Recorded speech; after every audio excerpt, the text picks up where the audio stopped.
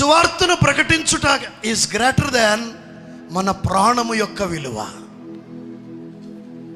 అను 3 లక్షలు తెస్తే అన్నారనుకో, 3 రూపాయలు కూడా పుట్టినోళ్ళం కూడా తలన్నా తాకట్టు పెట్టి 10 తలలన్నా తాకట్టు పెట్టి ఆ ప్రాణం కాపాడడానికి 3 లక్షలు తీసుకెళ్ళి డాక్టర్ గారు టేబుల్ మీద పెట్టమా? కొంచెం మాట్లాడమ్మా. ప్రాణానికి అంత విలువ ఉంది. 5th పాయింట్ ఏంటో తెలుసునండి, సువార్త ప్రకటన అనేది నీ ప్రాణం కంటే కూడా విలువైంది.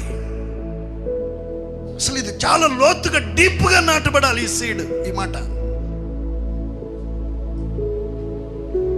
నాతో అన్నయ్య కొన్ని విషయాలు మాట్లాడమన్నప్పుడు ప్రార్థన చేస్తుంటే పరిశుద్ధాత్ముడు నేను అడిగినప్పుడు దేవుని ఆత్మ నా హృదయంలో మాట్లాడిన మాట ఏంటో తెలిసిన, ఈ పగటి వేళ నేను అనేకుల హృదయములను రేపబోతున్నానని ప్రభు నాతో మాట్లాడారు.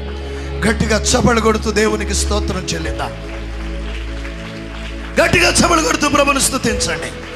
నీ ప్రాణమును సువార్త ప్రకటించుట అనే అంశము కంటే చిన్నదిగా చూడగలిగే అనుభవంలోనికి నీవు రావాలి.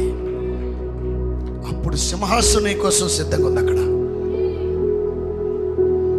ప్రాణాలు బలి ఇచ్చిరని పాడుతున్నావు, అందుకే నిలువుగా రంపాలతో కోయించుకున్నది, అందుకే తల నరికినా పర్వాలేదు నేను స్వార్థ ప్రకటిస్తానన్నది, అందుకే ముక్కలు ముక్కలుగా చేసిన స్వార్థ ప్రకటించింది, ఎందుకే